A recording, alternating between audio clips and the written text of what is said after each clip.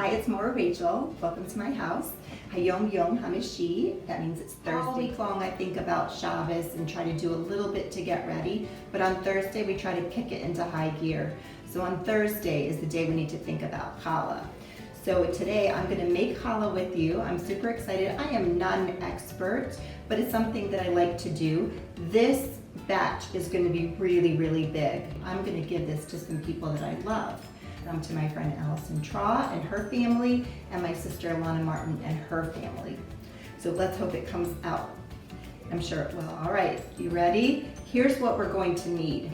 I need 4 cups of warm water. It should be very warm but not too hot. You are going to need 4.5 tablespoons of active dry yeast. And I like this brand. I like the kind that comes in the jar and not the little packets. It usually works better. You will need 1 3/4 cup of sugar. You're going to need 5 whole eggs. I check them one by one. All the Jewish women over age 12 can crack them and look at them individually to make sure they don't have blood spots. That's a mitzvah that Jewish women can do. You're going to need your vegetable oil, 1 full cup, and you're going to need some salt. We're going to need 2 tablespoons of salt, and I got the pink kind because I think it's pretty. Of course, we'll need our flour, and I prefer King Arthur brand. I have my full bag of flour, and that's what we're going to need. So here we go. Going to start by taking our yeast. We need 4.5 tablespoons. We're going to put it right into that hot water or warm water. 2, 3, 4.5. And then we're going to give it 1 teaspoon of sugar to activate it. That's the food for the yeast. And I put it together. I just give it a little tiny stir and then I leave it alone and I'll let it get bubbly. We're just going to leave that there while we get to work on our other ingredients. We're going to put all the other ingredients in a bowl. So we're going to put our 5 eggs in, all that sugar, our vegetable oil,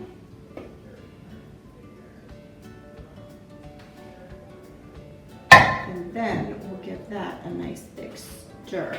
A little stir, and then we're going to combine those bowls together.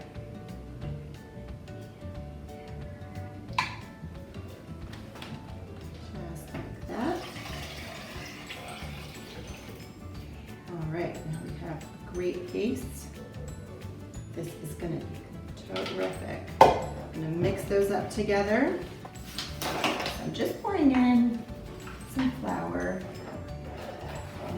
We need to add our salt. I'm going to do my 2 tablespoons of salt, my pretty pink salt.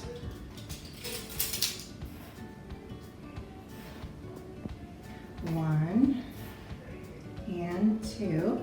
Here we go. And then go ahead and add them into my flour.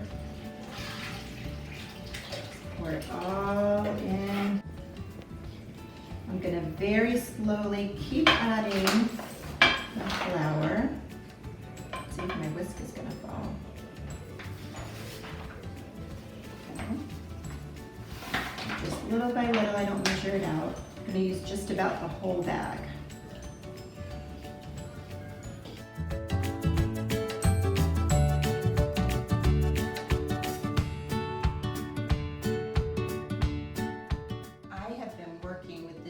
For a few minutes and it is ready. Now you can transfer your big ball of dough to another pot. You can spray it with a little bit of Pam, any sort of baking spray, or even take some oil.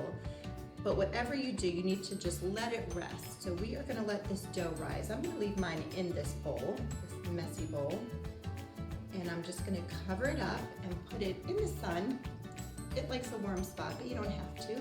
But somewhere safe for a few hours, and it's going to get really, really good. There's a special part of this process that you may not know about that I want to introduce to you. It's called taking the challah. So what we're going to do is reach into our bowl and pull out an egg-shaped piece. Why are we doing this?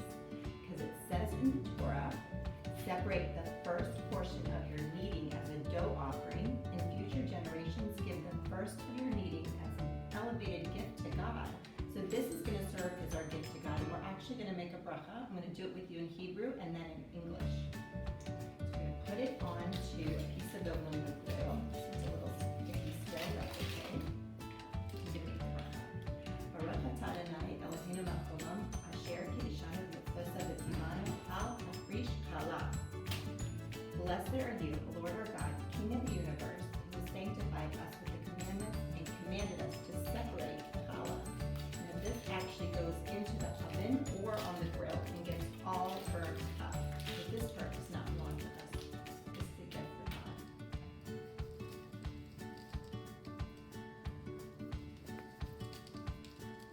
God.